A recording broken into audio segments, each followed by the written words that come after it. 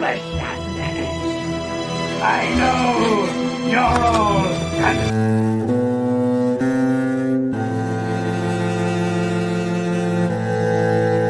As a man, I'm flesh and blood. I can be ignored, I can be destroyed, but as a symbol.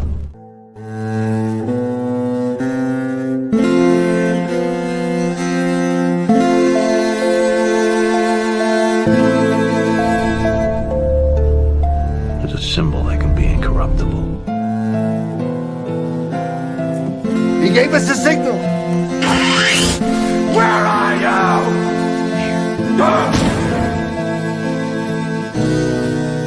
Something elemental, something terrifying. Welcome back. It's Saturday morning and it's episode 13 of Cavecast. And today we will be discussing Barbra Gordon. And with me is my good buddy, the Joker voice. Hello. One of the big factors that we're... I kind of play a big part in her development over time. Happy to be here. Well, a limited time. I'm expecting Gotham PD to pick me up anytime soon.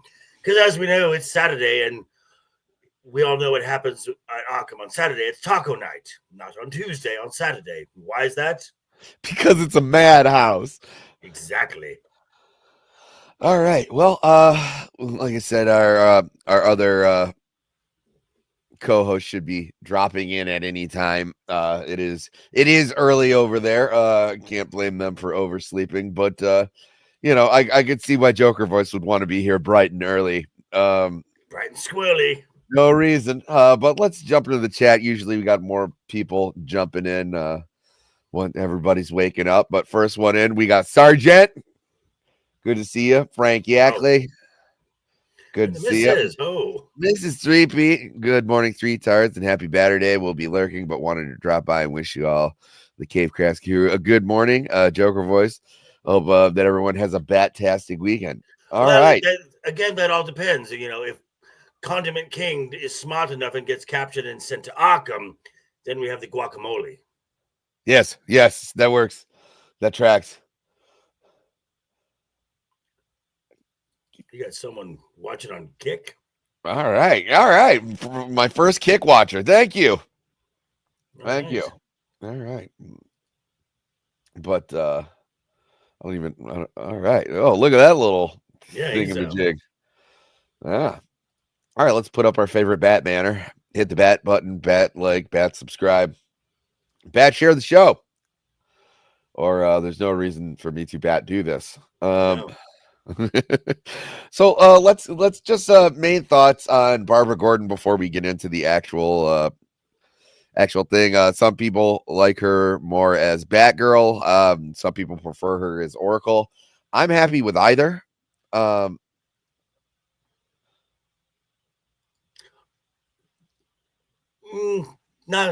off today, and it depends on the beer, of course. Yes, but if you are going to have a morning beer, might I suggest a stout because it tastes a lot like coffee. Gross. Ugh. Just give me some of that. Just give me some of that Trailer Park High Life, and I'm a happy camper. Yeah, if I'm drinking all day, I need shit beer. I can't.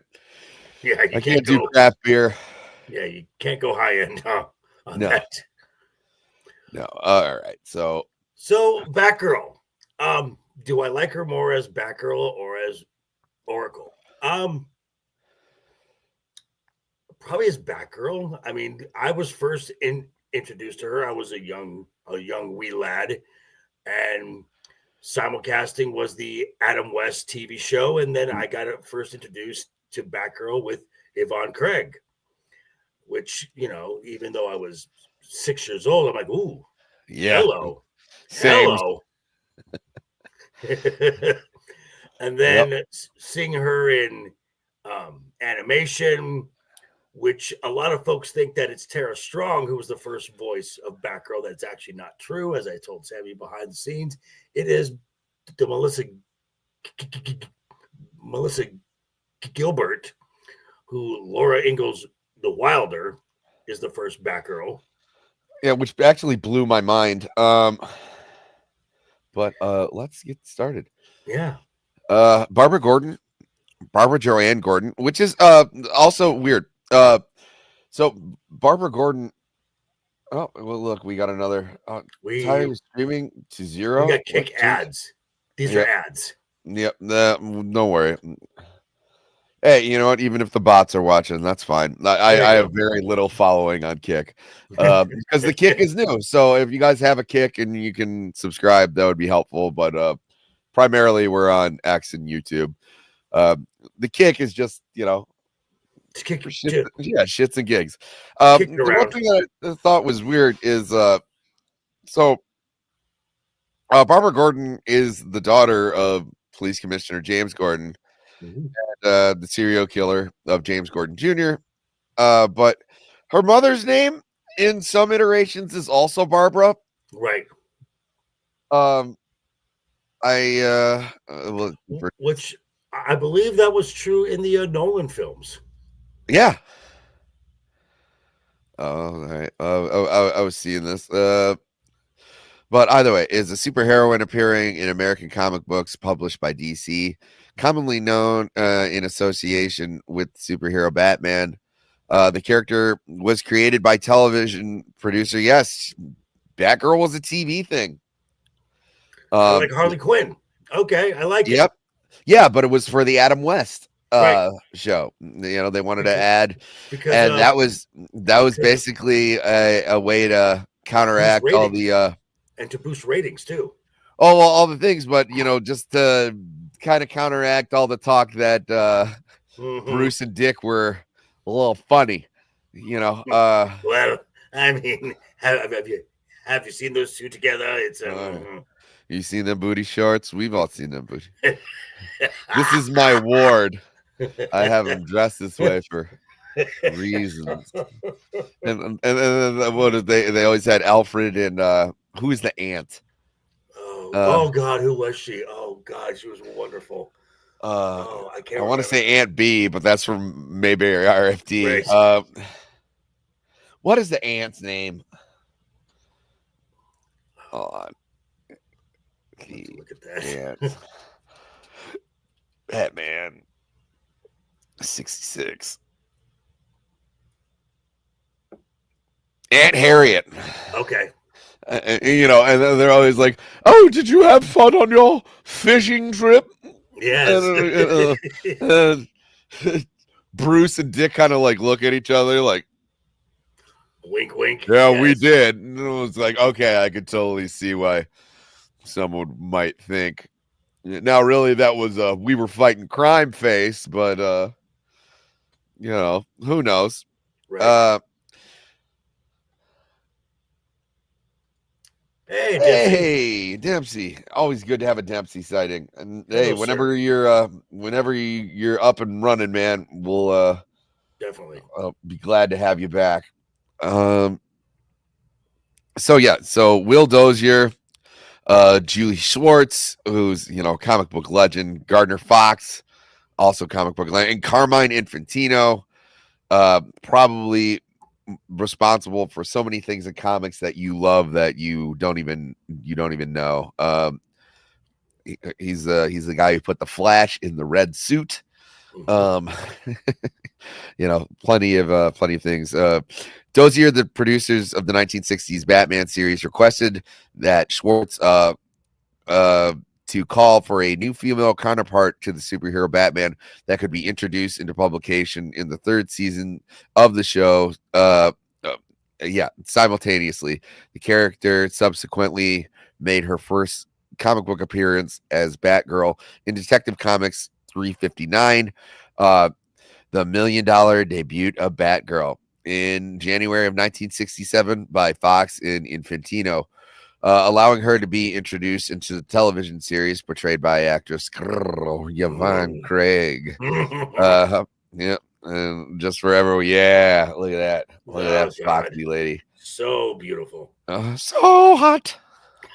Want to touch the high knee. Anyway, in season 3 premiere, enter Batgirl, exit Penguin. In September that same year, Barbara Gordon is the what? Okay, just the Adam West series, as campy as it was, Burgess de Meredith as the Penguin was just hilarious. Well, little funny thing about that, you know how he developed that laugh? So it was required, because it's the 60s. It was contractually required that Burgess Meredith be smoking at all times. Oh, nice. Burgess Meredith didn't smoke. So Really? he had the cigarette holder, and the smoke would build up in his throat, and the cackle was how he cleared his throat. Oh, really? Okay. Yeah. Rio. Morning. I'm not home at the moment. Well, get home safe. Yeah, it's early in the morning. Where you been spending your nights? Yeah, Ryu doing that walk of shame. High five. Barbara Gordon is the daughter of Gotham City Police Commissioner James Gordon and the sister of serial killer James Gordon Jr. and is initially employed at the head of the Gotham City Library. That's how I remember her, as the sexy librarian. Let's see, what did he say? Yeah, Burgess is one of my heroes. I really loved him in everything I ever said. Yes, I think he's one of the best American actors of all time. Hey, Rick Costa. Yes, R.I.P. He's fantastic. A lot of people will remember him as Mick in the Rocky movies, but I always think of him as the Penguin or the guy who breaks his glasses in the Twilight Zone. That's not fair. That's not fair. There was time now. Oh, great episode. Oh, yep. Time enough at last. Excellent episode. Check it out. Where everybody's just shitting on Burgess Meredith because he wants to read a book. So much so that like his wife like grabs a book from him and like throws it in the fire. And then she's like, why don't you read this one? And then he opens another book and she had like penciled out all the words like insanely. So it's not legible. Jeremy, good to see you. Like I said, guys, just share the show out. Please. Get that exposure, especially on X. That's where we get a bunch of people usually dumping in. But we're gonna continue. So although her character appeared in various DC Comics publications, she was preeminently featured in the Batman family, which was this was the exact cover that we used for last week when we talked about the Bat family. Yes. And which debuted in 1975, partnered with the original Robin, Dick Grayson, whom she has a history of working closely and being romantically involved with. Very closely. Which through the years they've had her like entangled with like every member of the Bat family, but like Barbra it's always got around. Yeah, but it's always Dick Grayson. Like like even in I'm pretty sure in the games, they had her entangled with Tim Drake, and I was like, that'd be like a 15-year difference. And in Batman Beyond, where in the I know it wasn't. I know because this was originally not considered canon, but they alluded to something with Bruce and Barbara. But in Batman Beyond, they pretty much confirmed it. Yeah. Well, I mean, in the movie adaptation, they kind of they have it, and it was like the most unneeded scene in any movie. It was the first half of that film was so not needed, but well, I mean, to be fair, she can't feel anything from the waist down. well, no. I mean, but yeah, friend of the channel, whores. Right. But another thing that Sammy and I talked about prior to the show, amongst all Batman's primary sidekicks, his students. Barbara was probably the best student Bruce had. Yeah. Dick was the best, the most athletic. Jason was Jason. Yeah. Jason was there, and he had anger management problems. And Tim was the best detective. And then there's Damien. Who I would argue is probably the most fearsome of everyone.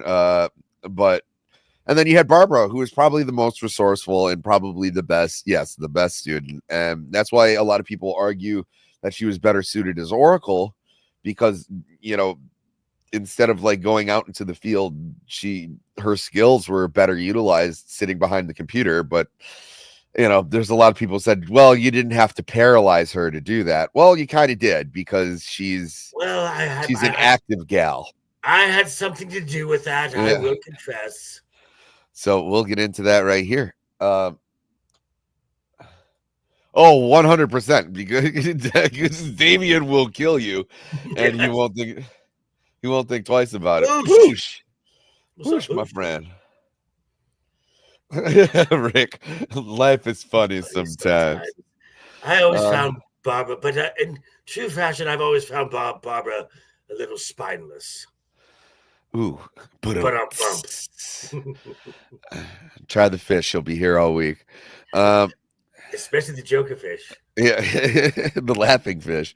Yes. In 1988, following the editorial retirement of the characters Batgirl Persona and Batgirl Special 1, the graphic novel The Killing Joke depicts the Joker shooting her through the spinal cord and in her civilian identity resulting in paraplegia. In subsequent stories, the character is reestablished as a technical advisor and computer analyst and information broker known as Oracle, becoming a valuable asset, providing intelligence and computer hacking services to assist other superheroes. She makes her first appearance as Oracle in the Suicide Squad, number 23, 1989. I did not know that. So let me ask you this, Sammy, because there's people who in the comic book world who consider the Killing Joke as Alan Moore originally as a non-canon story. Do you consider it a canon story? Well, a lot of times now, it's funny. It's one of those things that there's certain stories where it's very much canon, and there's certain runs where it isn't. So, Heroes in Crisis, it's very much canon. Batgirl lifts up her shirt and shows us a bullet wound where she got shot. Right. And then there's a lot of times. So you would have to assume, and anytime that you see Barbara Gordon in the chair, that they're assuming that the Killing Joke is canon. So it's really what the writer wants to do. Personally, I consider it one of the best comic book stories of all time. So like I'll have it be canon. It's funny that this isn't, this is kind of Wavely canon, but things like Batman Year One, that's 100% canon. Like, that was written into, anytime you buy Batman Year One, that's a collected edition of a run of comics that Frank Miller did in Batman. Like that wasn't a Elseworld or anything like that. They just decided to do like this side story, but that was within the Batman comics. Let's see. I don't consider Crisis canon, but only because I don't like reboots being used as a method to get yourself out of a corner that you find yourself in. That's just me. I'm okay with the original Crisis on Infinite Earths, because that was the first time comics had done anything like that, and they definitely had to clean shop, so to speak. But now that Marvel and DC do it like every 5 years or so, like it's insane. Like the first one was after 40, 50 years of continuity, they were like, hey, why don't we clean this up? That was an interesting way of going about it, and now it's just a crutch. I completely agree. Same thing as like when you have like, well, anything, the Spider-Verse, any multiverse shit. It's always messy. muddy. Yeah, it's the same thing when you invoke like time travel, which usually, like, in the Flash was going back in time in comics like all the time. He was going into alternate dimensions, but like he would always go back to like the main universe. That's fine because you're bringing it back to home. You're not fundamentally changing things. That has since not become the status quo. Now every time he goes back in time, there's repercussions, and Deus Ex Machina. So fun little story about this comic here, about this graphic novel. Friend of the channel, I'm sure Pops was on another stream maybe a year ago with this gal who was just getting into comics, and she had her little channel, and she had Pops on, and she had bought some comic books, whatever, and she's just like looking through them, and she grabs a comic of this right here, and she is about to just tear into it, and Pop stops her, and Pops was like, I can tell by the coloring on the wording, that's an original print. Go put that in plastic right now. Yep. Then go to Walmart and buy yourself a repeat print. Go do that right now. She was about to just like open up and just start flipping through an original. No, for God's sake, the spine, which double entendre for that episode, or for that issue, which is why I find it a little spineless. Yeah, but you don't want to wreck the spine if you have a first printing of anything. Yes, don't open it. Find a reprint. It's you can just watch the value probably went down when you saw her go like this. You're like, no. Which is kind of most of my more expensive comics were rebuys because I didn't know what I had as like a 6-7-year-old kid. I was just like flipping through. Let's see. I do like some major. Yes, don't Barbara Gordon that comic. No. I do like some major post arcs though. Blackest Night is an amazing story. Yep, it's one of my favorites. Although it has a way different story than when I first heard of it. Yeah, it's Blackest Night was like a huge crossover event where they brought previously dead characters back, and that was a lot of fun.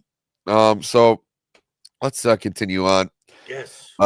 So in the New 52, Barbara recovered from her paralysis following a surgical procedure, which I liked that it was a surgical procedure and not some mystical bullshit where, because when you think about it, at any time, someone like Zatanna could have healed her, or Constantine, all she had to say is fix her spine backwards, and it would have been that would have been the end. But that's a cheap way out. When she was walking again, is this when this costume came into play? Maybe if you can blow me up. Yeah, let's Is that when this costume came into play? The yellow boots, the purple outfit? Yes, that is definitely New 52 Batgirl, which is an homage to Yvonne? Yes. All right. Let's go back to nope. And there we go. But there should be people up there. There we go. There we are. So Barbara recovered, and then she started being Batgirl again. She was also in Birds of Prey and other Batman comics. Following the events of Joker War, Barbara returned to her Oracle role while recovering from an injury and continues to operate both as Batgirl and she needs to stop Oracle. Just trying to come after me. I know she's obsessed with me because chicks dig the clown. Yeah. But she gets hurt every time. Now it's like a Garth Brooks, Chris Gaines deal. Yeah, you can't. Wow. She's like, I think I'm gonna be in the chair today, and everyone's like, no, play your hits. No, I'm gonna be in the chair. No, both Batgirl and Oracle, Barbara Gordon has featured in various adaptations related to the Batman franchise, included television, film, animation, video games, and other merchandise. Alongside from Craig, the character has been portrayed by Dina Meyer. Ooh. Yeah, Dina Meyer, Ooh. Alicia Silverstone, who she got a bad rap. She got a bad rap for that. I thought she was fine in that role. She was fine, and she was smoking hot. Right. You know, it was. She was written stupidly. Uncle right. Alfred. Right. And let's blame Schumacher more than Alicia on this one. Okay. Yeah, let's blame the dude who put nips on Batman. Right. Other than, and they didn't put nips on her. Crying shame. Right. Allison Ray Stoner, Mae Whitman, Kimberly Brooks, Brianna Justine Cacao, and others. I like Cacao. Okay, Cacao. She appeared in the third season of the HBO Max season Titans. Is the role of the new commissioner. Which she didn't do a bad job. It was just the show had gone off the rails. Yeah. Set in the solo film with Leslie Grace, which that never saw the light of day. And let's see, she ranked 17th in IAGN's 100 comic book heroes, top comic book heroes. Actually, I can't argue with that. I got no problem with that at all. Like we talked about, excuse me. Oh my God. You ever have an itch in your ear? You can't concentrate on anything else. Mm-hmm. It's like a bullet in your spine. It just takes up the rest of your day. I would know nothing about that. Yeah, but you know. Wait, what was it? She was picked. She was picked on for being British with a California accent, bad nips, terrible lines to speak. That script was doomed from the jump. It certainly was. Yes. And that's, like I said, my favorite thing is Alfred sick? And he just goes, Alfred's dying. Yeah. Alfred's not sick. He's dying. Like, okay. He's got Poop's disease, the same one that Nora Freeze had. Right. But you can't blame movies for putting a happy little bow on everything, where it was like, you can't, heaven forbid they have two different diseases, so that might be similar. Right. But we don't need to go through the publication history. We went through all of that. Yes, this is how she appeared in 78. Yeah. This is yep. And then, well, what do we have here? Oh, naughty boy. And a lot of folks overlook this part, but when when Barbara asks him, why are you doing this to prove a point? Why is he doing this? And Joker says, to prove a point. Here's the crime. He doesn't just leave her. No, he does unspeakable things. Rhymes with grape. Yeah, well, it's heavily implied. Yes. And we can always assume when it's heavily implied, it happened. Yeah. So, oh, that's a bummer. Yeah, so she's just kind of sitting there. Oh, well, that's a cruel ass thing to do. If you look right by the computer here. Right at the back. That's fucked up. Like, remember when your legs worked? That was fun, wasn't it? Good time. But we'll enjoy being in the cave by yourself, or we'll put you in this clock tower. Oh man, that's the thing too. That she's always so fine. Yes. I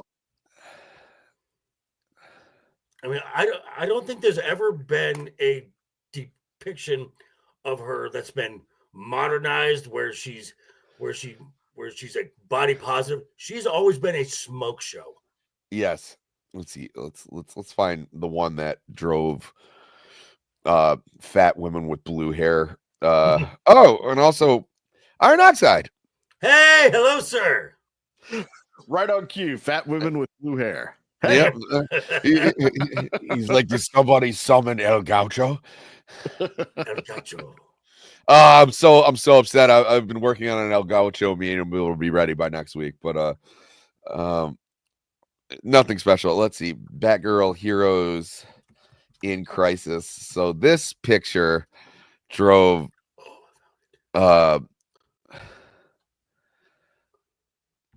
when this picture right here, and by the way, like va boom,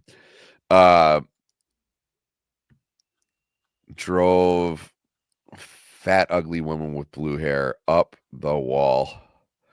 Let me see if I can find it. Let's find it. Yeah, there we go. Let's click on there.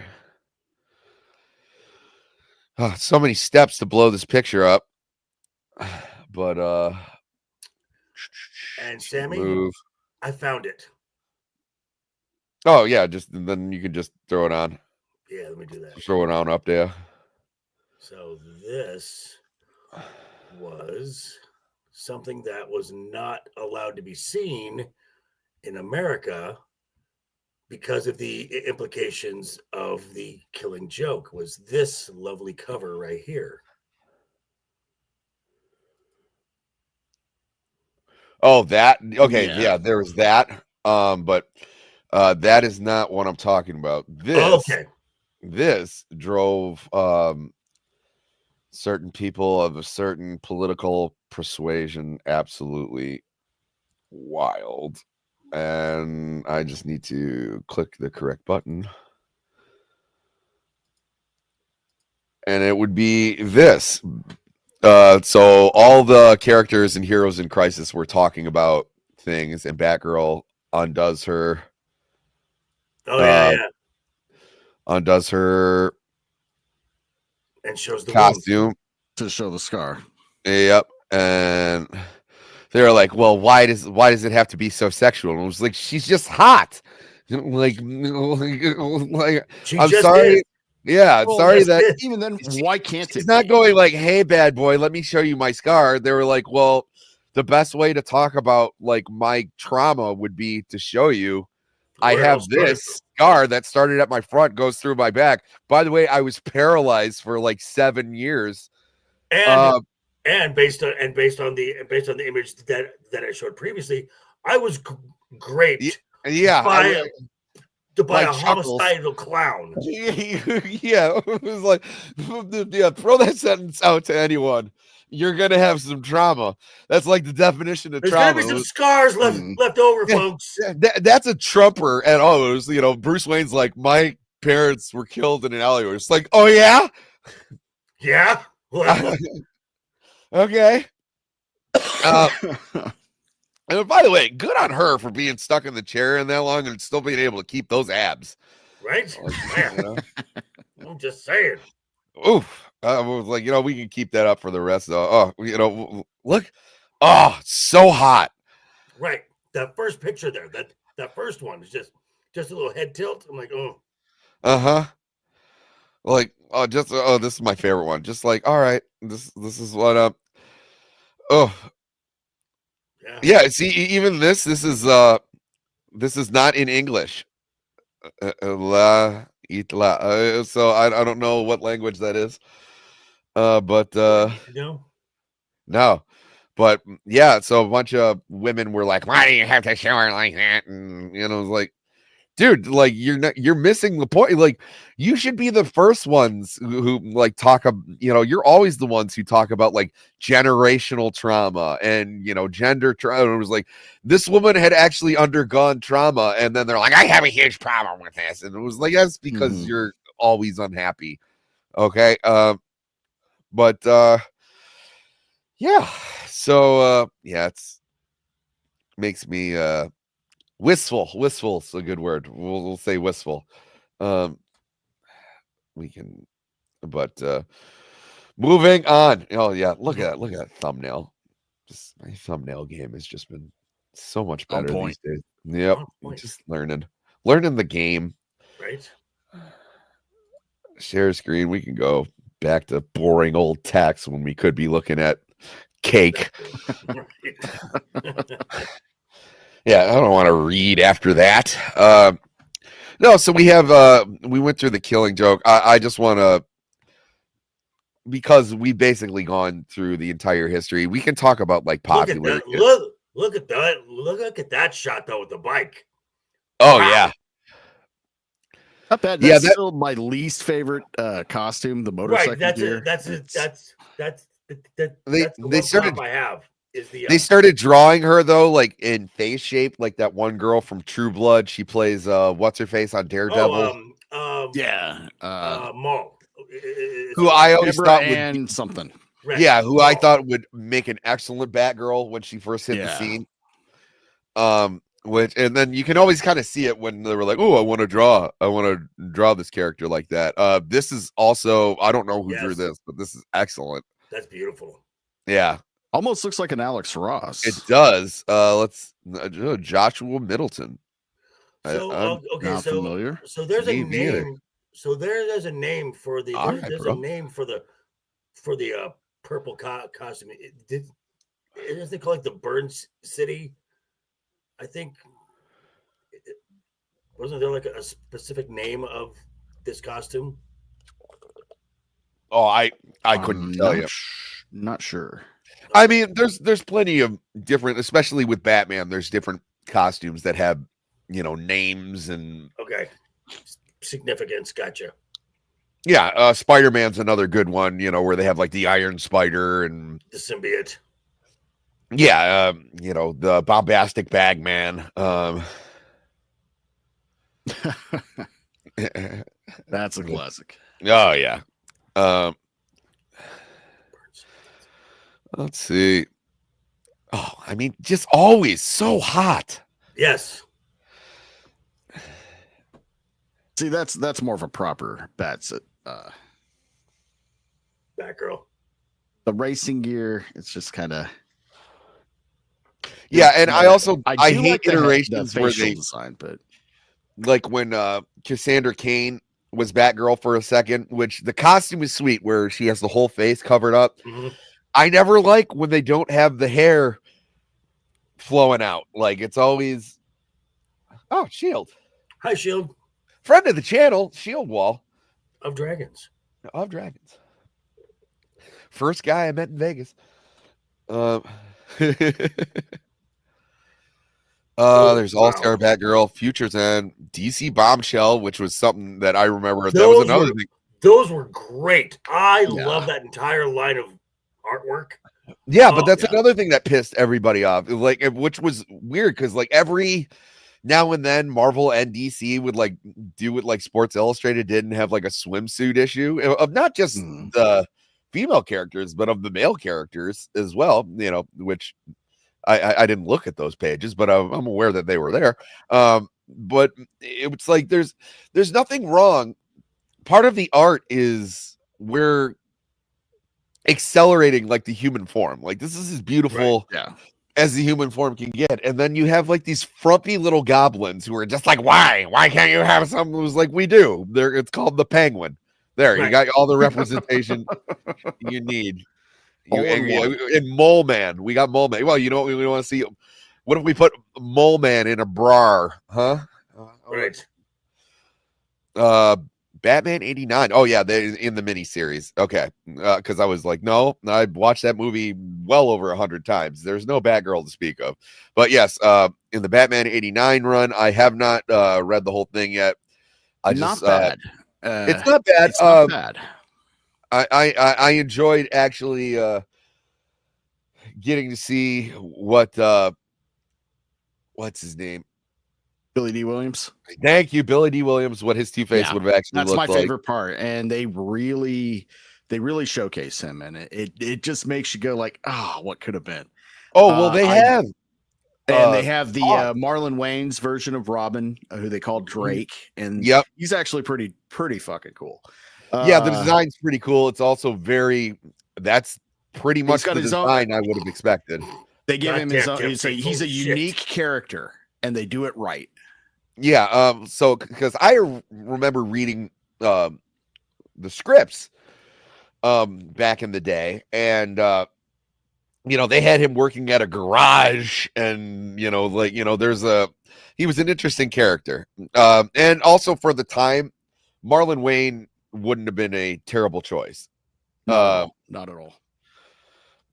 And also, again, we're talking about two characters being race swapped, and no one would have cared because they would have fit the profile, they would fit the job. It was like I'm super bummed, like I always tell people. So at the end of Batman Returns, when Catwoman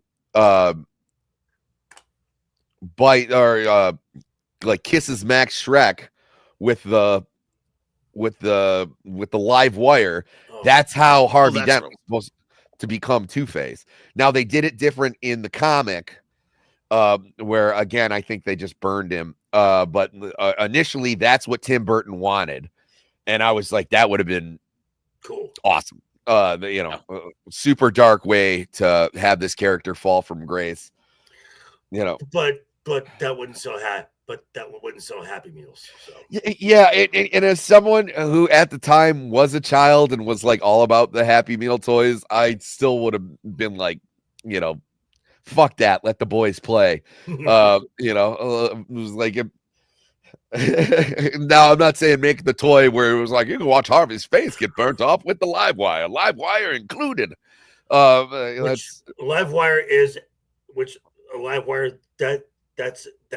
That's a Superman villain, not a Batman villain. It's true. Man, would have been on point with the 80s. They could have done the action figure of Two-Face with a Play-Doh, like a little, like that big a thing of either Play-Doh or putty, and you could put the regular face on it and then smear it off to reveal the burned face. Or even just like a plastic fit, and I can even see it where they had the other Batman toy like kick him off a ledge, and then it was like, oh, it's Two-Face, and it was like, and another kid's like, I'll get you, Batman, and like, oh, it would have been great. Would have been great as someone who had a ton of Batman toys growing up. That would have made 4 or 5 year old Sammy very, very happy.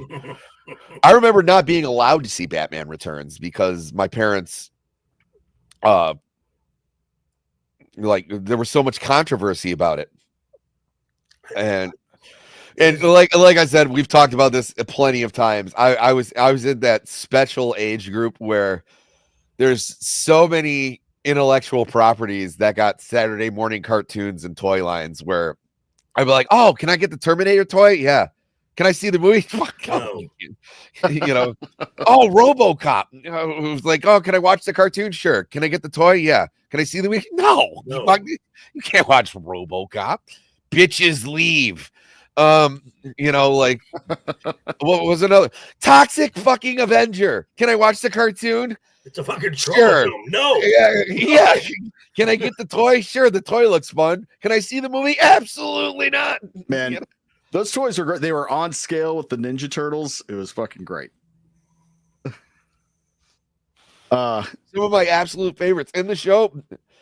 Swamp Thing, even like the Swamp Thing movies were not for kids. I was like, I always like the first Swamp Thing movie when what's the character's name? The main character, Alan. Swamp Thing. Yeah, Alan something. I wanted to say Grant, but that's not his name. That's from Jurassic Park. But when he gets set on fire and like jumps into the swamp, that's the most I've ever seen someone on fire in a movie. Like it's absurd. Matter of fact, I got to remember to pull that clip because I'm going to start using it.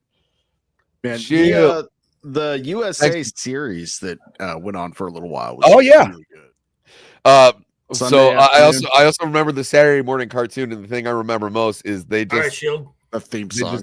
They just jacked the song Wild Thing. And they just their Swamp Thing.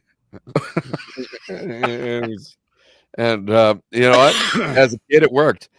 But we got a little sidetracked. We had our El Gaucho moment. But moving back on to Batgirl, let's let's go into in other media. Oh, Yvonne. Yes. Oof. Super hot.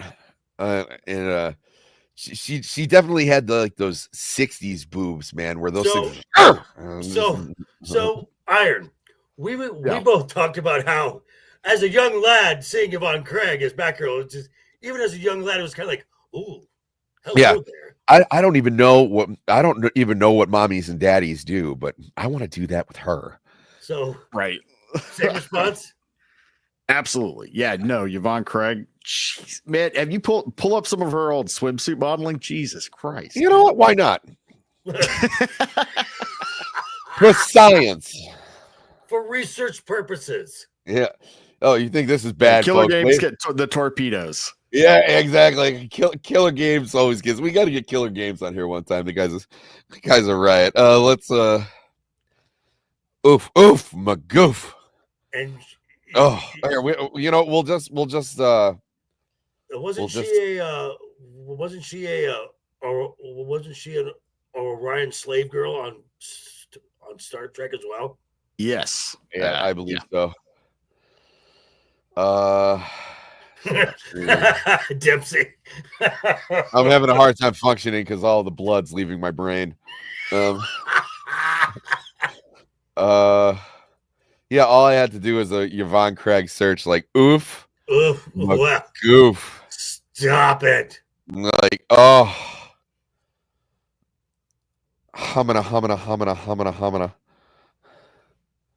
Oh, I don't want to. What Etsy? Come on now, Etsy. No one wants to see Etsy. But yeah, no, she's super hot.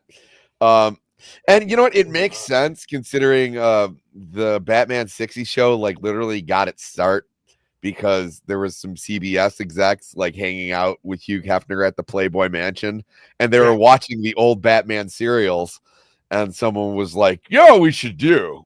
It was like, make a Batman show, and then some dude, I'm assuming with like titties in his face, was like, "Well, that'd be a great idea."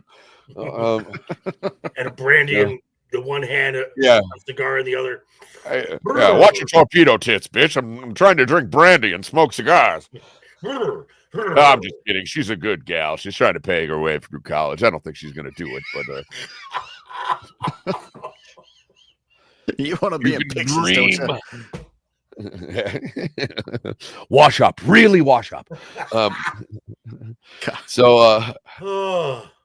Les Daniels in Batman: The Complete History, 2004. Okay, but it was still CBS, but wrote the goal that ABC, because if I do recall, it changed stations, which was one of the reasons that it eventually just lost funding because in the transition, like one of the sets burnt down, and they were like, well, there's no reason to continue. It was that, and the station that bought it had no intention of continuing it. They basically bought it so they wouldn't have the competition, but they didn't want to pay to keep the show going. Yeah, there was a bunch of like back alley like madman shit that was like going on because it was extremely popular. Yeah, but it was expensive to produce. Okay, and so I was technically wrong. I'm just looking at this here because I guess Becker was in other animation, but I was thinking the 1992, obviously Batman the animated series is where Melissa Gilbert became. Sorry. Oh, the voice. Yeah. Yes. I'm sorry. I'm thinking about Yvonne Craig. Yes. No, but there are other iterations that are less sexual, like so in the Batman, she appears to be much younger. I'd put her at like what 13, 14, a little too young. She and Robin are kind of the same age. Which I don't. Now it's fine in the comics when Robin's in college and she's in college, it works, but you can't have Batgirl be too much older than Robin. No, I think there's always just a 2 to 3 year gap. So and also let's face it, she's got to be old enough to work at the library. Right. Killer Alicia Games. Silverstone, we said, got a bad rap. She wasn't, I mean, she isn't the best actress in the world, but she got a really shitty script. Yeah. Uncle Alfred. Yeah, Uncle. Trying to making that poor girl do an English accent. That was just cruel. Well, they didn't know. It was so they tried, and eventually they'll just be like, she went to school in California. We'll just go with that. Yeah. Which they made that stupid mistake. They didn't even have to make her do a British accent. There's no iteration other than that film where she's Alfred Pennyworth's niece. And also, it doesn't even matter if she's the niece. It was like, well, my mother and father moved out here and I was raised in America. Not, I lost my accent when I went to school. And I was like, oh, that's shit. You don't even know how to retcon properly. Which is weird because the school she went to, Alfred went to, which would be a British academy. Yeah, a British. Yeah, because so they couldn't even help themselves. It was like, well, how'd you lose your accent? Well, actually, you could have said, hey, like my brother actually came here to the States before I did. And was like, no, my brother actually battled for the Queen. And you're like, okay, that makes it make less sense. That's a dumber route to go. And then, and then also too, like I said, this is from the guy who put nips on Batman. So like, Blame Schumacher.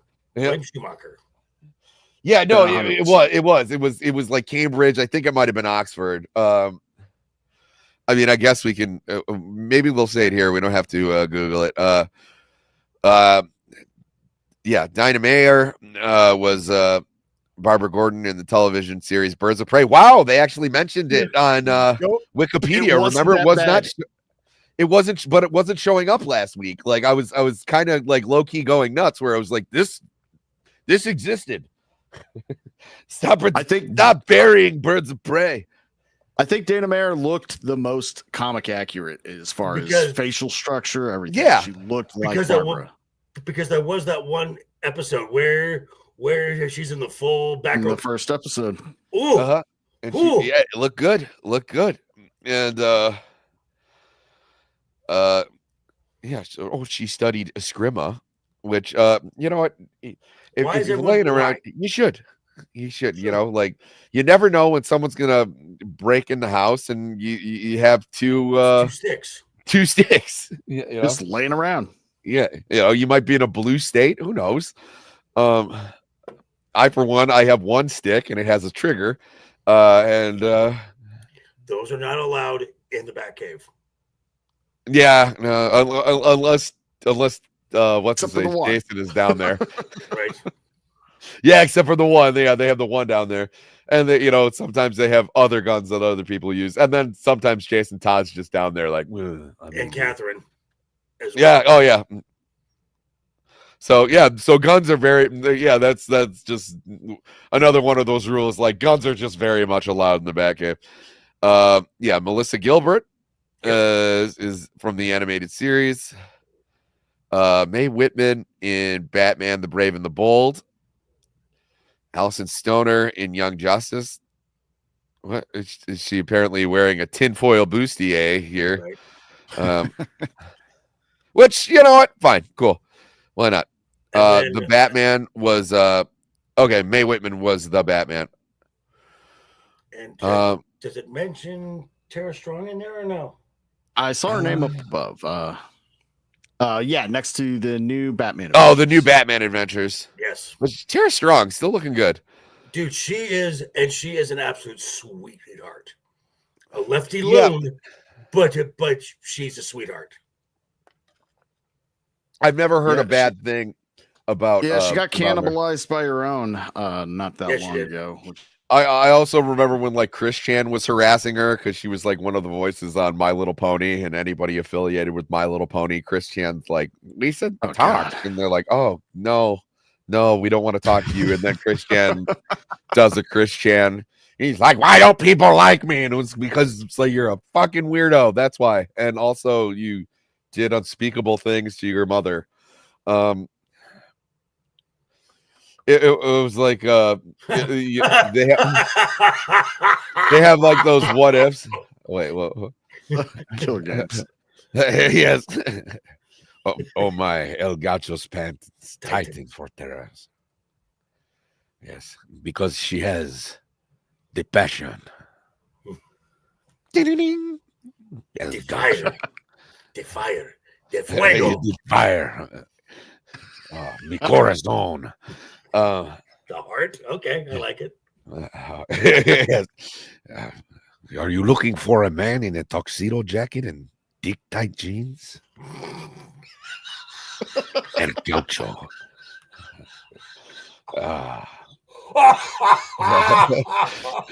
He is by the way the new mascot of the show, the official mascot of the show. Friend of the channel. Apparently he has golden age ties. There was a Fawcett Comics character called the Red Gaucho, who was very much kind of, I guess he also fought crime, but like he instead was dressed up like he was in a fucking mariachi band, only his sombrero was red. Oh yeah, that was hilarious. But not as, doesn't bring the vibes the way that El Gaucho does, where it's just like, no one does. I will solve this crime with my equestrian tactics in my burning heart. You know, but Sammy, we've mentioned Jason Todd a few times on the show. We did. Okay. Dead puppies. Dead puppies. Dead puppies aren't much fun. Just like someone said El Gaucho. Stop! Why did you say that name? It's his mother's name. It's his mother's name. His mother's name was El Gaucho. Also, hi Eraserhead, great to see you. Thanks for dropping in. Guys, please remember to like and share. We're just talking about we're trying to talk about Batgirl, but somehow it always keeps swinging back to El Gaucho. Scooby Pup. Scooby Pup, everybody's favorite pup. Yes, the fact that readers voted to kill Todd off was wild. There is a rumor that a man bought out like a whole warehouse and he had like a call center just calling. Oh, that's great. That's awesome. Jason over and over and over again. Obviously, you know, I'm never going to say, you know, this is America. I don't care what wealthy people do with their money. But the fact that there was just like this rich guy who gave a shit enough, and he's like, no, he's got to go. That is conviction right there. Yeah. Oh, it was her maiden. El Gaucho was her maiden name. Made it. El Gaucho can't spell. Joker voice dropping bars. Her maiden name, El Gaucho. Can't spell. God, I'm going to get like a little Spanish guitar sound effect. So when every time someone says El Gaucho. Oh God. Because I have a feeling we haven't heard the last of El Gaucho. So let's see. There's so many other things. She was great in the Lego Batman movie. They totally screwed her character up in, what was it? Not the Batman. What was the Amazon one that just came out recently? Oh God. Cape Crusader or something. Yeah, Batman the Cape Crusader. Unwatchable. Unwatchable. Didn't even bother. It was a thing where you had an interesting idea where they're like, it's going to be back in the 40s. All the tech is going to be 40s. Excellent. And then you brought 2024 politics into a show that was supposed to take place in the 40s, where it was like they would never let a black female like be a hot lawyer. Yes, and I have no problem with that at all. You know, like women can do stuff now. In the 40s, they couldn't. It was like women couldn't even have like a credit card until 75. Right. Like, you know. And Toasty, good to see you. Another thing was like there was like this scene where like these two lesbians are just like openly kissing in a restaurant. I was like, you both would be fired from your jobs. And it was like, and you can have lesbians in the 40s. They would have to like rent hotel rooms and shit and be like sneaky about it. That could be inherently interesting. The motel. Yeah, Motel Gaucho. Because we do not speak of such things. Yes, I do not agree with your love, but who am I to deny love? El Gaucho. God, it's so much fun. It's gonna ruin the show, but I don't care. This is supposed to be an educational show, and then El Gaucho fell in our laps, and now it's just completely off the rails. Let's see. In the 4th season of Arrow, yes, Felicity Smoke had a similar paralyzing injury. Right. Oliver Queen gives her the codename Overwatch, and commenting that Oracle was taken. So yeah, there's a bunch of hints. Oh yes, I agree. Ricardo. Oh no, I thought you were going to say Ricardo Montalban should have played El Gaucho. But he would have been amazing.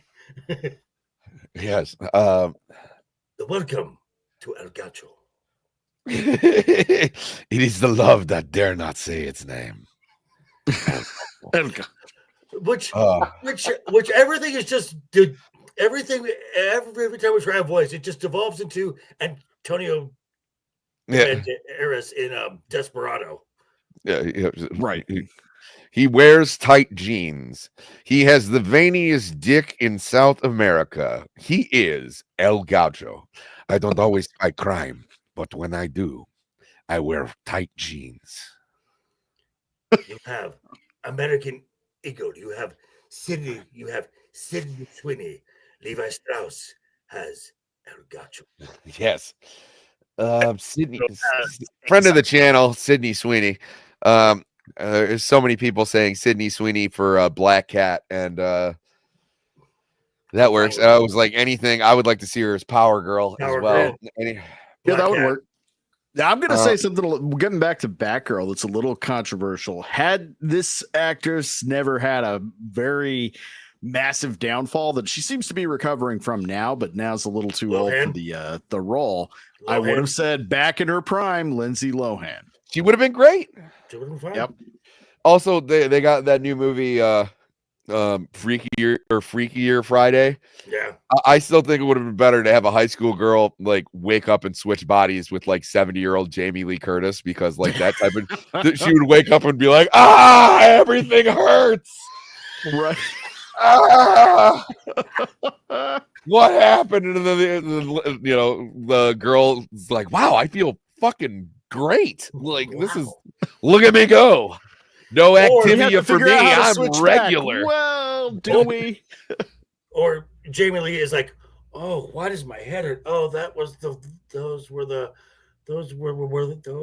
4 locos I drank last night. Yeah, exactly. It was like, because then Jamie Lee Curtis would wake up in the teen body like, oh, business as usual. I feel like shit, when really it's just an 18-year-old with a hangover. Oh, that would be an even better play than 70-year-old like high school kid wakes up and was like, oh, I shouldn't have drank all those 4 locos. No, that's called aging. Yep. And then she's all excited because she doesn't have to eat Activia to be regular. There's so many things that you could do. Oh God. I have all the answers, Hollywood, but no one's calling. I could okay. So she does have some. I don't remember her in the Adventures of Batman and Robin for Super Nintendo. She doesn't do much. I guess she appears. She appears in Batman Vengeance, which until the Arkham games came out, this was awesome. Right. This was not so awesome. Yeah, the Killing Joke movie had some problems. Okay, it was, the first half was cringy. It's the second half when it's Conroy and Hamill just going back and forth. It is. Yeah, no, that's all cool, but like they didn't need to add a sex scene. And then another weird thing is in the Arkham games, they, like I said, they made her 11 inches for Tim Drake, which Weird. chronologically doesn't work. Doesn't add up. But Nope. in the Batman Mr. Freeze film, Rick. they had it was Barbara and Dick who were kind of the thing. Yes. Well, Barbara and Dick were always kind of a thing. It was there was always like this weird love triangle between, you know, like Barbara, Dick, and Starfire. Well, and then for a brief time, Helena as well. Yeah. Well, you know, with Cake like Dick Grayson, you know, he has got the best ass in DC. Everybody knows that. As a man, comfort, you know, who takes, you know, who's comforted with his own sexuality, I have no problem saying that Dick Grayson got some cake, and all the women notices it. Harley Quinn notices it. Everybody says, I know. That's one of the reasons he got in a fight with Batman. He's like, hey, I'm sick of this cape covering up the goods. My and he's ass. like, no, wear the cape. It's got to be bright yellow. More people will shoot at you if you wear this bright yellow cape. And he's like, no, I'm wearing all black. I'm wearing a cat suit with a little blue thing on it. Now, well, first it was like, I'm gonna wear go-go disco boots. She does get around. Yeah. But okay. I think we got it covered. Does anyone have an iteration that we should explore or talk about more? I mean, we haven't really gotten to the animated series. We haven't gotten to I mean, we haven't gotten to like any. We've mentioned things that she was in, but I think we talked about Birds of Prey the most. Yeah. And then we have Bush McFadden real quick. Oh my God, Harley, look at his butt. Right. He looks like one of those superheroes. I mean, Sam and me and I started on this, but she was also played a pivotal part. She played a big role in Batman Beyond. Oh yeah, where it was confirmed that she and Bruce did have a thing. Yeah. They made that canon in the comics for series. So yeah, because Barbara revealed that she was pregnant, and he's like, "Oh, Yeah. I'm sure Dick will be very happy." And she's like, "No, Dick's been gone for like 8 weeks. I've been pregnant for 9." And he's like, "Oh, well, you're gonna have to have a bat abortion." Okay, so Iron, I asked Sammy this book here, which was originally supposed to be non-canon, but for some reason is referenced so many times. Would you consider this now a canon story? Because of everything that they've done to use it in the canon storyline, kind of don't have a choice. Yeah, I was going to say, anytime you see Barbara Gordon in the chair, it's canon. You know, Right. like and oh, hold on. I want to go back, and I want to show Iron this real quick, because this is borderline cruel. So when they first show her as Oracle, Oh God, yes. look Oh at my this God. cruel shit. They put the little doll. It was like, hey, remember when your legs worked? She's just like sitting there crying in the chair. She's like, yeah, that was a lot of fun. Being able to walk and go to the bathroom on my own, that was good times. But by the way, man, the Riddler is leaving clues on the Bob Kane Memorial Bridge. You should probably check it out. ugh. And then Yeah. there was also the run in the animated film Young. It was with the outsiders in Young Justice? where Young where, Justice. Barbara was kind of both roles, Oracle and Batgirl.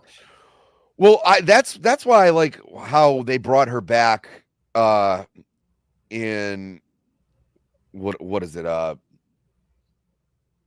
not New 52, came after New 52. The Rebirth or so? Yeah. No, not Rebirth. Is it Rebirth? It's hold on.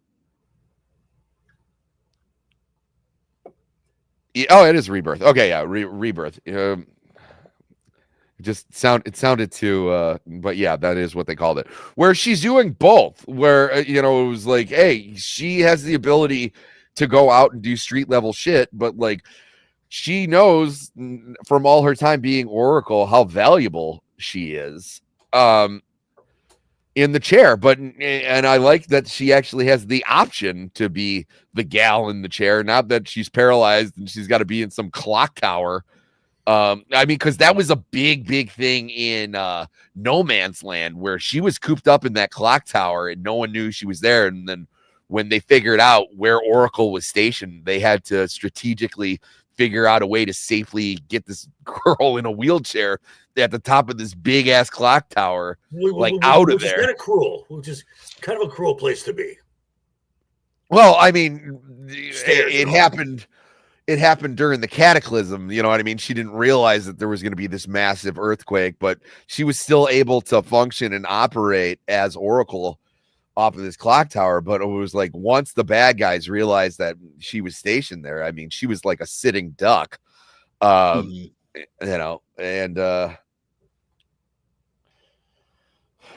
Boosh, where did they grow you?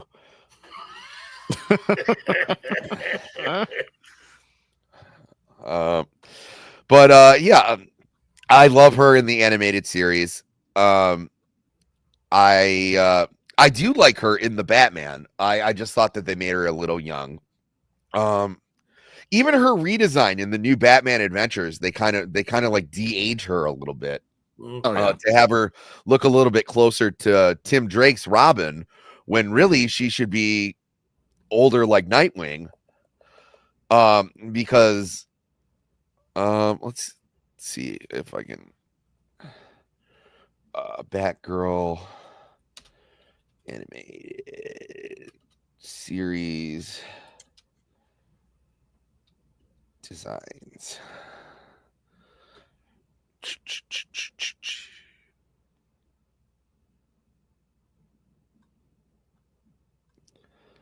Yeah, even the because this is primarily how she looked in the see, like even this is a good depiction. This is on Batman the Brave and the Bold. All right, well, here, this is how I should probably share the screen. That helps. That might help. Friend of the channel, Functioning Brains. But I'm sorry, like I said, all the blood flow is going in a different direction at this point. Yeah, this is how she looked in the animated series. Oh, I love it, and I love that design. Love it. Yeah. And then in the new Batman Adventures, they make her really pale. Like almost like a goth chick. That's hot. Yeah, even this is kind of like the best of, and yeah, this is kind of like the new Batman Adventures, but this is obviously someone else's. Ooh, yeah, this is the Batman v Superman. This is the Batgirl design, which I think is cool, but I always like when the hair is flowing. This is the hottest Supergirl has ever looked. Is in those. I'm not opposed to that. No. Yeah, so yeah, this is definitely a better representation of how she looked in the animated series. No one cares. Where was a good one of? Well, we saw. Well, okay, so go back up. Just so go back up. Go back up. There was one of her as a blonde, so that would be Stephanie. Is that correct? Yes. Okay. That would be. I'm trying to find the one. There's a good one. That's a cool shot. Yeah, that is. Okay, that's how she looks in Brave and the Bold. Right. That's how she should look. She's obviously younger, and also like that man's jacked. Yeah, I was gonna say beast mode. Oh, Sergeant. Good. Thanks for stopping in, brother. Good to see you. We'll have shakes to, there, man. Jesus. Yeah, we'll have to get Sargent on here one of these days because he also knows his comics. Yeah, but this is almost they got her like in a Dark Knight. Mm-hmm. Don't hate it, but yeah. So those are various designs. Yeah, and now we're getting into like some weird internet dribble shit. here. Oh yeah, there's a caricature of Yvonne. No. Let's get the real one. There we go. Like Mad There you go. Okay, yeah, that's Betty Kane, right? But that I believe that's Batwoman. That would be Batwoman's junior part. Oh, okay. Girl. All right. Oh, I guess there are some points here, which it's more like a bustier kind of look to it. Yeah, but also because like that's a thick rubber suit. Unless your nips are made of like mithril, they ain't pointing through. And of course, the symbol right above it kind of just frames the whole thing there. Yeah. I do say, especially for like a 90s movie, I don't hate it. No. I don't hate it. I would prefer that she was a redhead, but I don't know. It's fine. There's her kind of like awkward teenage look in the Batman. Yeah, the skirt. That's thing. Just yeah, but it's the art, and like I said, they made her quite young in this. So, like they made her kind of like they make Dick what, like I want to say like 10 or 11 in this, so we can assume that she's like 13. Yeah, 14. And this is one of the worst depictions of the Joker in my opinion. This is nothing against Kevin Michael Richardson, but he is not the Joker. El Gaucho would make sweet sex to 90s Silverstone. Yeah, shut your mouth. The leash is perfect. Yeah, like I said, she's totally fine. For it's just the script was stupid. Yes, another thing about poor Joker in this adaptation was this was like 2008. They'll probably have when it was. They don't. But yeah, I assume this is like 2007 through like 2009 when everything that you always had to have one character that was like really fucking good at parkour, and they're like, we'll just make the Joker the part. Like every time I see this Joker, I think of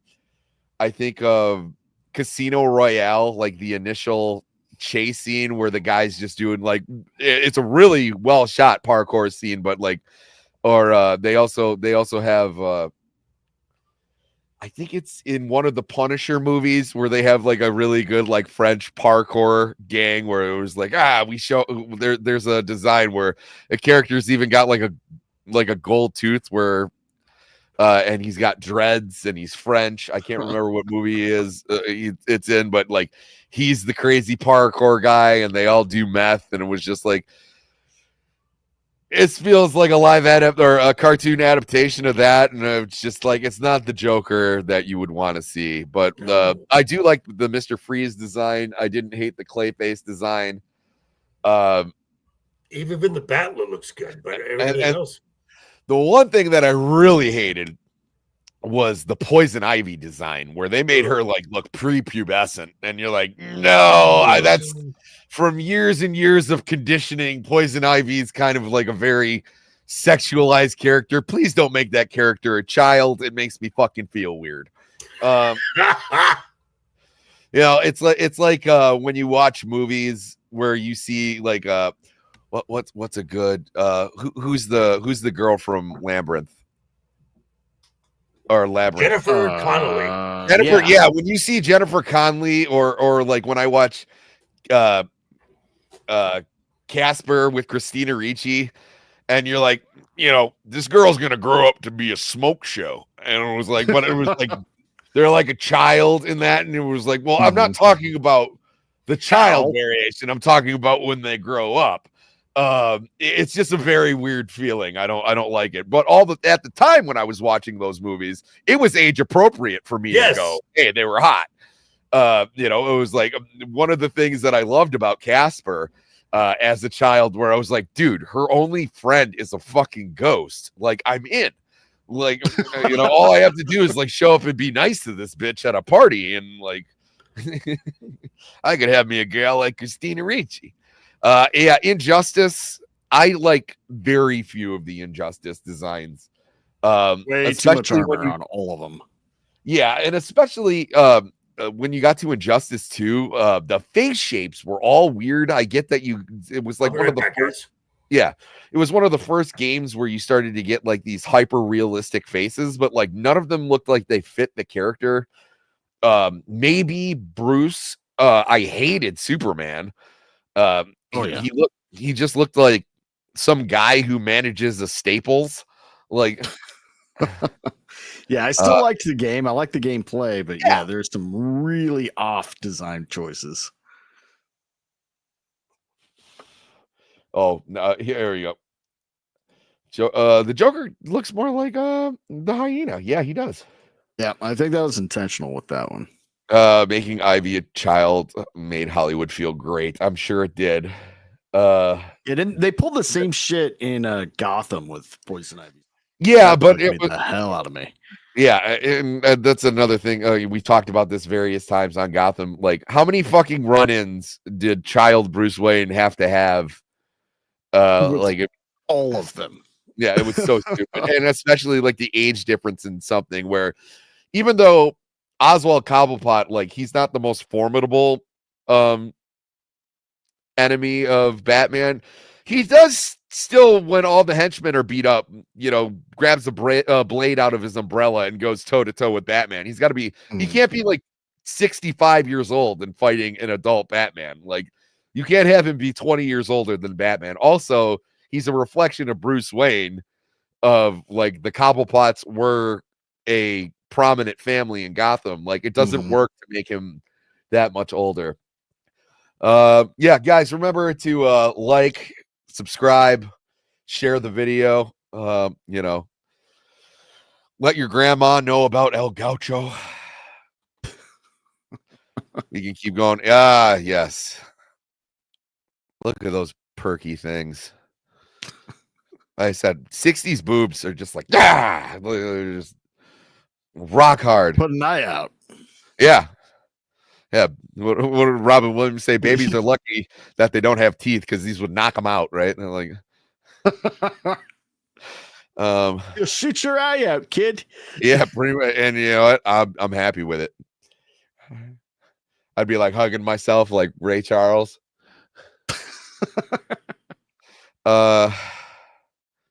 Yeah, Bombshells. Joker said it. I love these art designs. Oh yeah. Yeah, I don't think there was a one that they missed. No. Work on. White Knight. White Knight is a cool story. I don't hate it. I like it just fine.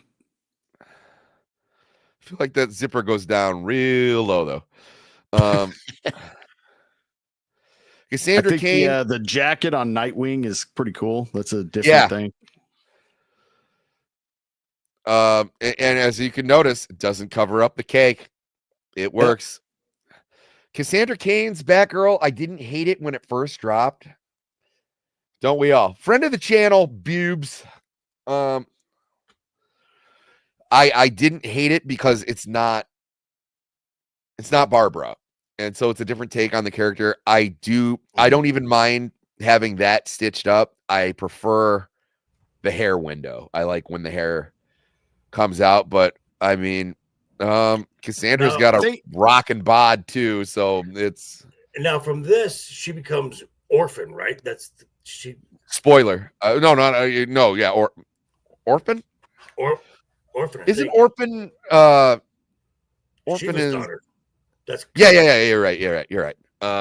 Yeah. Yeah, like I said, this look was cool as long as you realize that it's not Barbra. Right. And then All-Star Batman is the art was really, really good, but Frank Miller. I don't like the mask. I don't either. Yeah, that's another thing, and they're notorious with doing this with female characters. It eliminates the point. You can tell, like, this is like sexy Halloween bowler mask, like, you know, or domino mask. Like, you can tell that's Barbra. Yeah, I was like, anybody on the street could be like, well, that looks like the commissioner's daughter. Like, if you got to get it tighter to the eyes. Librarian. Yeah, I do like that they gave her freckles. I'm a freckled gent myself. Nice to know that Barbra also needs sunblock. Yeah, but this is obviously, it doesn't matter how good the art is. There's a point in time and Frank Miller has always kind of been a little out there, but like he has completely lost his fucking mind by this point. Young Justice, great design. Great. Loved it. Probably the best, I think. Yeah, out of all the animated stuff. Second, I would say would probably be Batman Brave and the Bold, because they were going for that Silver Age look. I would have preferred it to be purple like Yvonne Craig, just because, I mean, that's just how it looked. But I mean, the gray look is how it came up in the comics. You know, they went with the gray. But I mean, and then I'm a fan of Rebirth. I'm a fan of this look. This is excellent. Future's End. No, gotta have. Oh wait, is there the hair window? Yeah, they bought all three. Okay, yeah. All right, then I'm a fan. Arkham Knight. That's a cool look. Yeah, that's cool. Yeah, I actually got that one on my shelf. That's and it fits the universe. They really did figure out a great way to have that armored look sexy. Yeah, but sexy, but also functional. Yeah, functional. Thank you. Functional is like you got. Well, I always like the way Morgan Freeman put it. Like, you want to be able to turn your head. And yeah, I mean, that's the right way to do it. Whereas what they did in the other game, the fucking fighting game we were talking about a second ago. Oh, Injustice. Wrong. This right. Yes. Maybe they'll. Stephanie Brown. That's fine, but now we're getting into what I just talked about with Cassandra Cain. Like, it's not Barbara Gordon, right? So yeah, I don't mind. I'll give it all a pass because it's not the character. It's not the character proper. There you go. Original comics. She's even got the bat purse, and I always love like, everyone's always like, blue and yellow, but we got the gray and blue. It was like, red is a bat color. So when all the people said like they didn't like Robin's look in Batman and Robin, I was like, no, that's just kind of like the new 52 Nightwing outfit. Like, that was actually probably the best suit in that entire movie. And another thing, why does Mr. Freeze's suit look so similar to the Batmobile in that movie? I'll never know. Yeah. Even New 52, this isn't terrible. No, that's not bad. There we go. The burn size, but like, look where it is on the list. Like, you can tell, of course, it's CBR, so you can't really. Yeah. It was like, yeah, we want the desexualized. Also, not sure if I could ask out Barbra in this picture. She looking a little young. I don't know if I like that. See that? I could walk up to her in the bar, no problem. Right. Don't know about this. A little questionable. There you go. And as rightfully it should be number one, even though I think out of all of them, right? Out of all of them, The Young Justice. Young Justice is sweet. Even I just noticed it has kind of a yellow undertone on the bottom of the cave. Like I said, I don't mind the blue on that too. If you're going with the gray and blue scheme, that's awesome too. But but this has all of it. It's got the blue, the black, the gray, Yellow. Yep. And I'm happy with it. Okay, so I mean, pretty much anything Batman, the original animated series, is going to be peak. Yeah, as it should be. It's one of those like Trump like one-offs where like I expect people not to say the animated series because like that there's no conversation to be had. Hey, Piranha Pop, thanks for jumping in. But there's where I say, oh, I like this version of the character, that version, and then all of a sudden, well, I like the animated series. Well, fucking everybody likes the animated series. Right. But then there's certain things where you're forced to say it, where it was like, well, I like this version of Mr. Freeze. Well, I like the animated series. Well, okay, because that's the quintessential version of the character, and it changed how we viewed the character. It redefined the character. Right. But yeah, there's a lot of times where like the animated series is almost cheating, because there's very few things that they didn't nail, and we can go like this. And yes, I am working on my El Gaucho meme. We'll have it ready for and music. Oh yes. Well, I mean, it'll be easy. So I'll have it ring out. That way I don't have to like add a sound effect. I can just play it real quick. Kind of like what we do with yes. Let's see. I mean, I don't have to play a meme just to play a meme, but let's go with the Bob, done.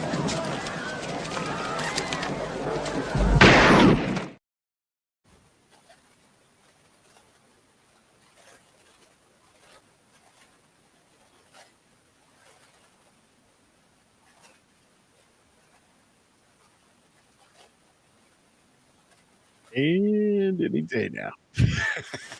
Yeah, no, it does this thing where I'll play a video sometimes and it'll be like, well, don't you want to use this mic that isn't even active? It's like, no, I would like to use the mic that I've been using for an hour time. Minutes. Enemy of the channel, StreamYard, you're getting way too fucking expensive for how fucking I've already switched, man. Not functional you are.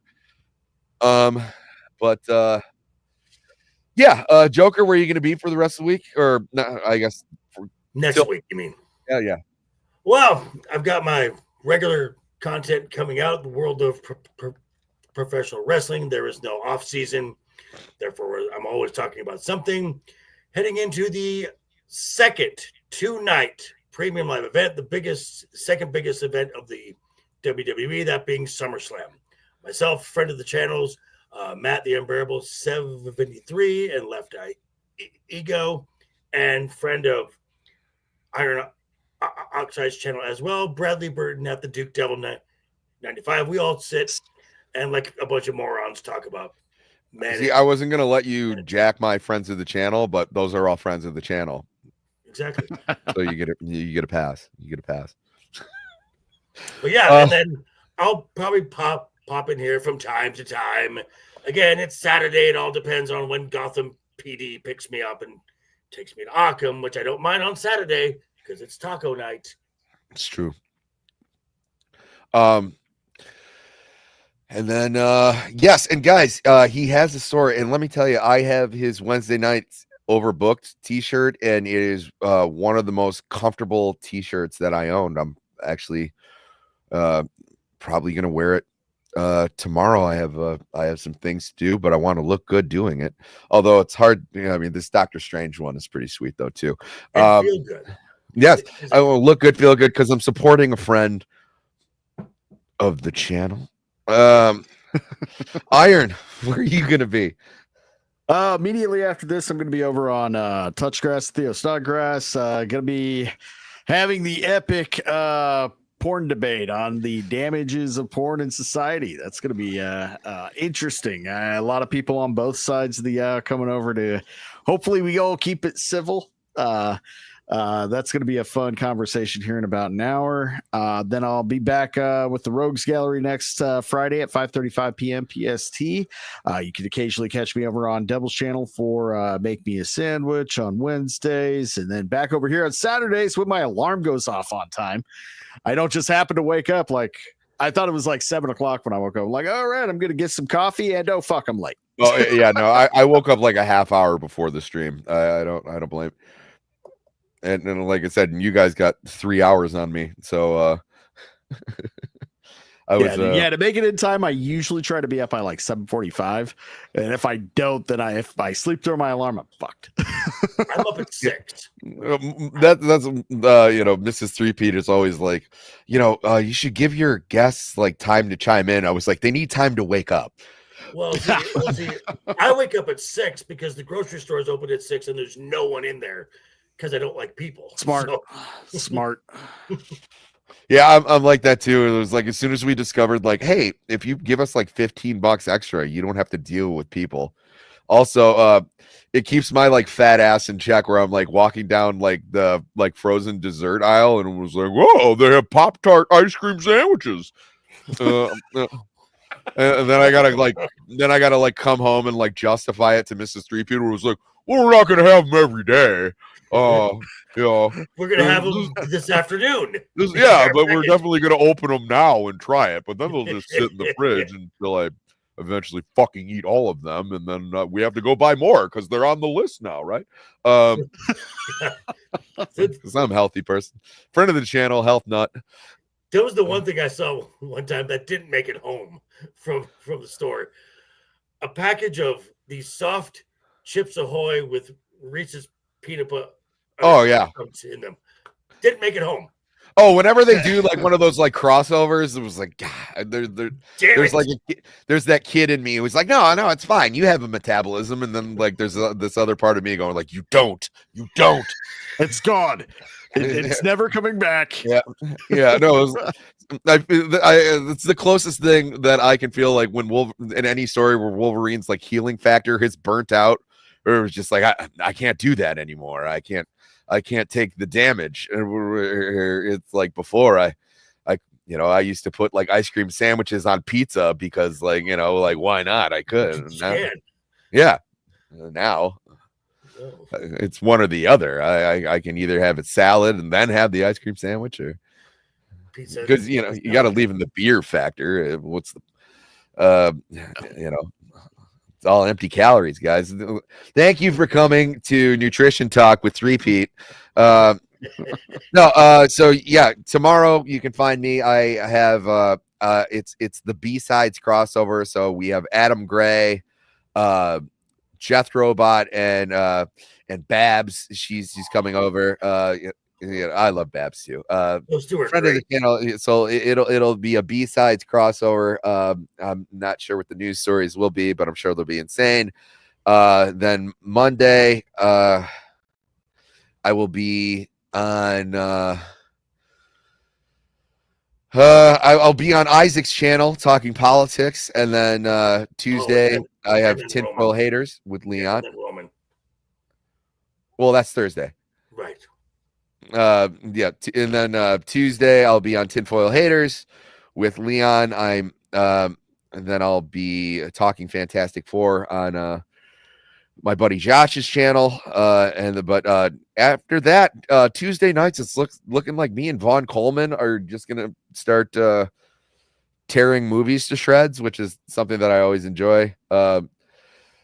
Wednesdays, anybody's guess. Thursday, you can find me with Roman, and then sometimes you can find me with Iron Oxide on Darnell's channel, where 2 civs and a pig if we can get the Rumble situation figured out. And then sometimes Fridays, you can either find me on B-Sides or you can find me on Iron Oxide's channel. Although I won't be doing shit this Friday because band's got a gig. So got to make that money. And then Saturday, we will be back for Cavecast. And I believe, was there someone else we were going to talk about, or are we getting into villains now? I think we're getting into the villains. And I think you were going to start with the Mr. Freeze. We are. Next week, we are getting into the villain conversations, and we are going to be starting with Mr. Freeze. Zombie Box reviews. Thanks for dropping in. Hey, always good to see you. So yes, Mr. Freeze. We talked about this backstage last week, and we all feel this is a great place to start because there's so many iterations of the character, but there's one definitive, and everything else is wrong. There's only one way to do this character correctly. Correct. And even Schwarzenegger did a better job than what the New 52 did. So absolutely, that's a low bar. Yeah, that is a very low bar. So we're doing that, and then of course and also Sunday there will be no In Other News next Sunday because band's got another gig, and maybe if I'm done in time I'll rush around, but who wants to rush around when you're playing out in the August sun? That's it's no fun. Hopefully it says it's gonna be sunny and 75. I don't fucking believe it because it's Michigan. 75 is cold at this time of year here. Yeah, 75 in Michigan though usually means like 85 humidity, and you're doesn't That's matter. Still cold. You're still sweating. Yeah, no, because it's a dry heat. This is a wet heat. You ever go to New Orleans? It's still hot. You will sweat the second you walk out of the airport because it's 100% humidity. Yeah. It's like going to the jungle. They got fun and games, but instead of fun and games, they have awesome music, food, and weird homeless hipster people. Okay. Either way, I think we accomplished it. Guys, we love to have you. I'm going to start something. If you go to the Rogues Gallery Discord, Alina, I agree, dear. I can't wait till it's 75. Yeah, well, I agree. For you guys, yeah, that's probably. No, it's really nice when there's no humidity, but like when you're surrounded by water on all sides. Michigan is a peninsula. You get those really muggy days where you look outside, it appears to be nice, and then the sun just feels so much hotter. Yeah, when I went to Vegas, I was fine. Everyone's like, "Oh, you're gonna sweat," and I was like, "Nah, not really. It's not the same thing." But yeah, I'm also gonna start a thing. I have my own section on the Rogues Gallery Discord, which I will attach to this. There is a Cavecast discussion. If you guys want to be a part of it, feel free to join, and then we'll start taking selections and starting conversations on better ways to serve you as your Batman informants. But I think Mr. Freeze is a wonderful place to start, and let's face it, it's going to take us episodes upon episodes to fully discuss the Joker. But guys, let me see. Oh, it was 75 at 3 a.m. last night. Beautiful. Yeah, that's yeah, you Vegas people. It's been rough, man. Oh my God. Yeah. But yeah, guys, thank you so much. We will see you all next week. If you guys have a kick, like the kick, maybe if I get some followers on there, I'll get less robots asking me if I want big follows. But we will see you all next week. And for those who are friends of the channel, we will see you for the news tomorrow. And may El Gaucho be with you all. Come on. Yes, Batman, clad in the somber costume which has struck terror to the heart of many a swaggering denizen of the underworld. Bob? Done.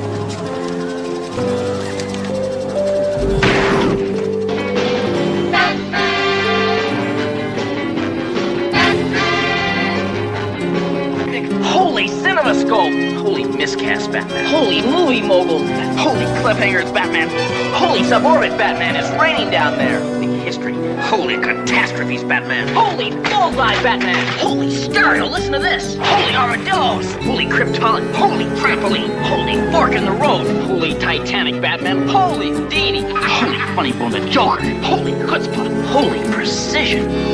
Come on, Worth. Tomorrow, same that time, same that channel.